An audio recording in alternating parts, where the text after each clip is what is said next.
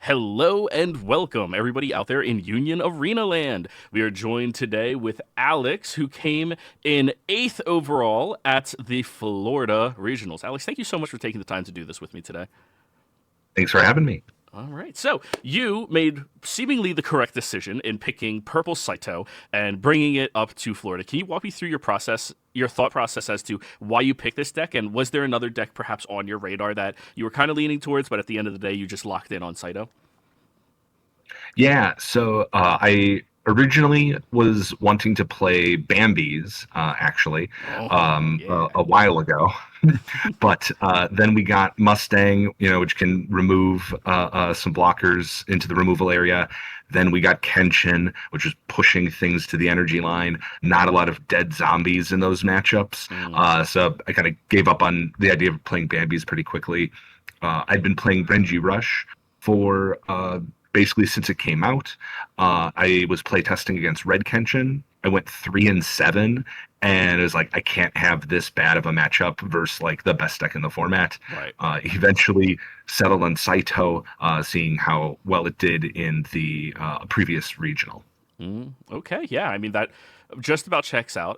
I did do an interview for I think the last regional. We're 19th place, just barely not making it on tiebreakers into the top 16. Was a Bambi's player, and I was just like, really? How is this? Like, I understand there's lines, but it just seems like you really need a little bit of luck against Red Kenshin for that one.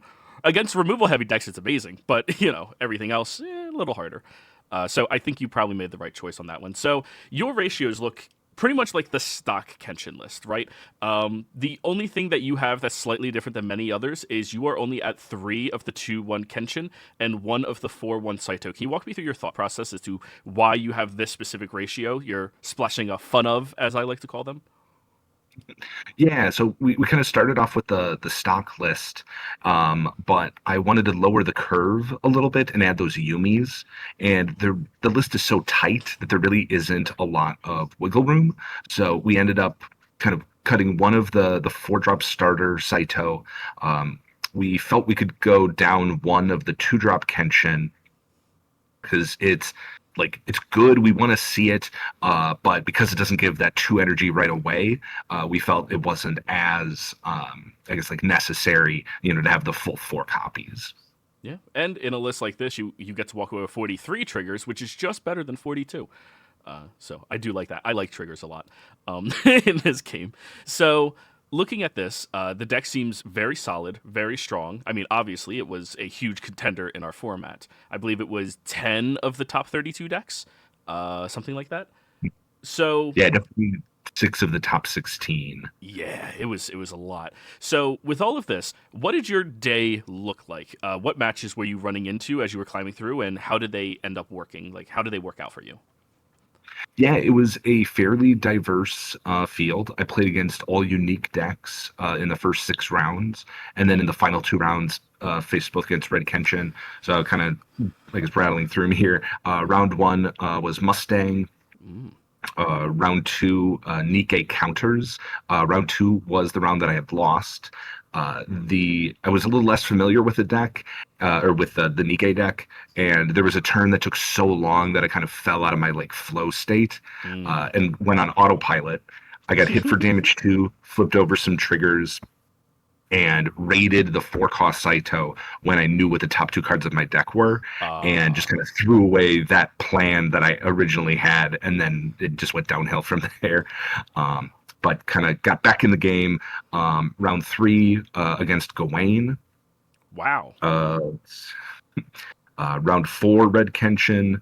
Round five, Blukuna, but they bricked.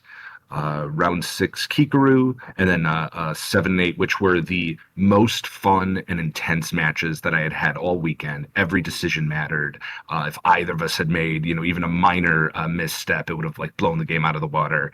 And But what it were you was playing Red against? Kenshin. Both of those were Red Kenshin? Yep, in 7 and 8 were Red Kenshin. Okay, so you were the person who ended up playing against the most Red Kenshins, it seems, in all my interviews that thus far. I've had people go Yeah, like, yeah, three. one person had two, but everybody's like, yeah, it's been purple. Like just all purple decks if they ran into them.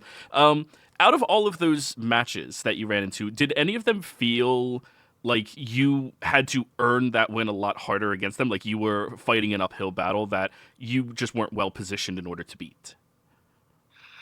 Let's see here. In Actually, to be honest, in round two versus Nikkei counters, Mm. I think even if I hadn't made that misplay with the raid, their final turn was just like their front line was full of 4Ks, and like they just like took so many actions in that last turn. Where I think even if I did have my original game plan, there's a chance that they still probably would have beaten me anyways. Um, but otherwise, kind of glancing through my notes here, um, nothing really crazy. Like the maybe a little bit of like the red Kenshins in the later rounds. But even like in round seven, they didn't see any of the Kaurus, so they had trouble like promoting things throughout the game. Um, but no, I don't want to brag here, but the all the matchups felt pretty fine. I felt fairly favored. The biggest matchup that I was worried about was, to be honest, the mirror. Really, the mirror match, all right, which is typically who rolls better in a lot of decks. Do you think that this one's mirror match is who rolls better, or is there a skill difference aspect to it that makes it so if you have more reps with a deck, you can be more comfortable in the mirror? I think it's mostly just kind of who draws better or like who's kind of like tempo lines up better. It's kind of the last person to keep a Saito in play kind of wins the game. Mm. I do want to play test a ton of the mirror before Nats if I do end up deciding to keep playing Saito to see if there's any edge that we can try to find if there's any clever plays that if you have that knowledge it'll help you in the mirror. Oh, absolutely. We need to figure out if that is because this deck, I know what's coming in the future, and I think Purple Saito is still going to be really good. Turns out Snipe from the backline is strong. I don't in zero drop 2.5Ks, good. Like it's good stuff. So looking at everything here, the deck seems very very solid. You seem very confident in it. If you could jump into a time machine, go back right before registration, and change anything about the deck, do you think there's a change that you would like to make, or do you think this is perfect until you do your testing? I was pretty happy with it. During kind of initial play testing, I was like always sad to see the starter deck Saito and kind of wished it was really anything else.